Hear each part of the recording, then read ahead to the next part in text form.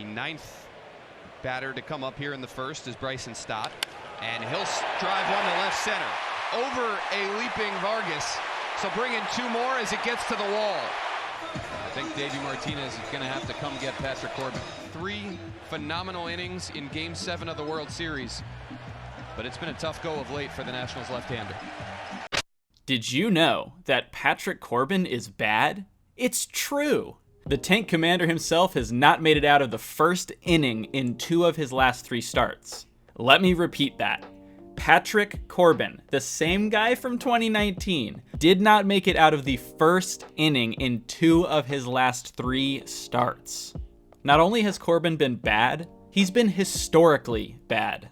This is one of the worst seasons in the history of baseball. But first, let's talk about solutions. I'm not interested in hating players simply for bad performance, and I'm always interested in looking for a fix. Here's what we do know.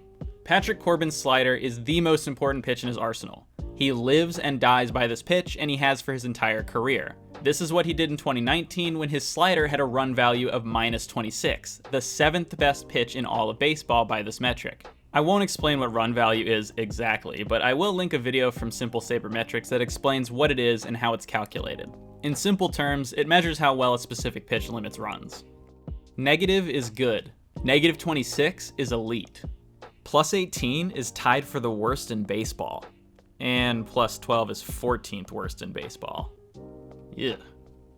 The fall of Corbin's slider has dramatically decreased the effectiveness of his entire arsenal. But why is this pitch so ineffective now?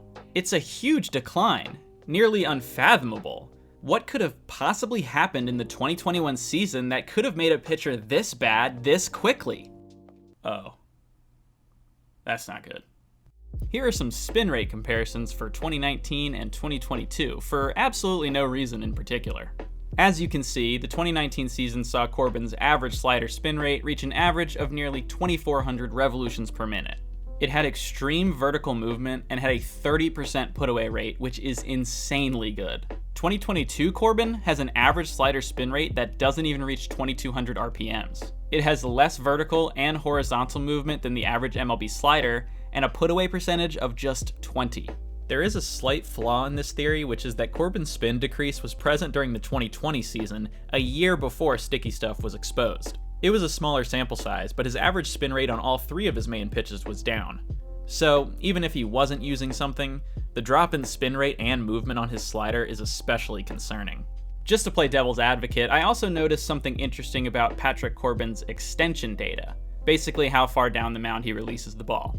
The average extension on Corbin's release for 2022 is 6.8 feet, which is the same as his slider, but in 2019 his average extension was 6.4 feet and only 6 feet for his slider.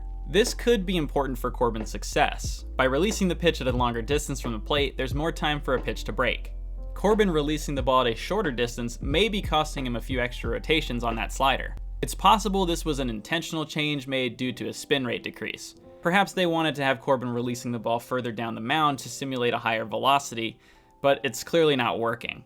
Besides, knowing what I know about the Nationals as an organization, they don't even know what spin rate means. Oh, son, your slider's not working anymore? Just rub some dirt on it, kid. Walk it off and get back out there. Let's talk about baseball history. If the season ended today, Patrick Corbin would finish the season with the 2nd worst ERA of any qualified pitcher in MLB history post-1940. 80 years! And the only player who is worse than that, Jim DeShays, finished the season with a 66 ERA+.